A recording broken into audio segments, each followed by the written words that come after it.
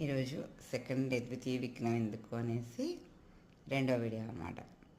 అంటే ప్రతిరోజు చేయలేం కదా, ప్రతిరోజు ఉంటాయి అసలు చేయడానికి.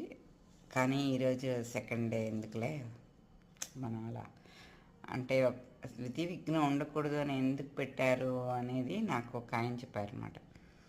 మీరు ఒక దాంట్లోకి ఇంకా కంటిన్యూగా చేయాలి అనుకుంటే సెకండ్ డే కూడా చేస్తే అది స్ట్రాంగ్గా చేస్తున్న మన మైండ్కి మనం సజెషన్స్ ఇచ్చుకున్నట్టు అని ఒక యోగా మాస్టర్ చెప్పారు. సో అందుకని ఈరోజు ద్వితీయ విఘ్నం కాకుండా నా సెకండ్ వీడియో నా లంచ్ గురించి పెడతాను. నా లంచ్లో నేను ఈరోజు ఏం తీసుకున్నాను అంటే కీరదోసకాయ తురుము, క్యారెట్ తురుము, కీరదోసకాయ పిండి తురిమేసి పిండితే నీళ్ళు వస్తాయి. అటుకులు కడిగి దాంట్లో నానేసి అది కొంచెంసేపు అలాగే వదిలేస్తే బాగా నాని పొడిపొడిగా వస్తుంది అటుకులు. ఆ నీళ్ళే చాలా కీరదోసకాయ నీళ్ళలో నానిందనమాట.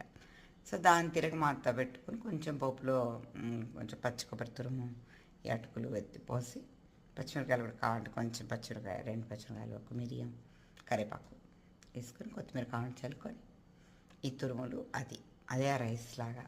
అయినా రైస్ మంచిది మేము ఒక ఆశ్రమంకి వెళ్ళాం అనమాట. ఆశ్రమంలో మాకు అంటే మంత్రి సత్యనారాయణ లాగా అది ఆశ్రమంలో మాకు అందరికీ లంచ్, హెల్దీ లంచ్ అంటే రైస్ కన్నా అన్ని రకాల రైస్ కన్నా అటుకుల్లో మంచిగా ఐరన్ కంటెంట్ ఎక్కువ ఉంటుంది, చాలా మంచి పోషక విలువలు ఉంటాయి అని చెప్పారు ఆయన. సో అందుకని అప్పటి నుంచి నాకు ఎక్కువ అటుకులు లంచ్లోకి తీసుకోవడం అలవాటు చేసుకున్నాను. మార్నింగ్ టిఫిన్ కొంచెం దోశ ఇడ్లీ అన్నప్పుడు ఎలాగో రైస్ తగులుతుంది.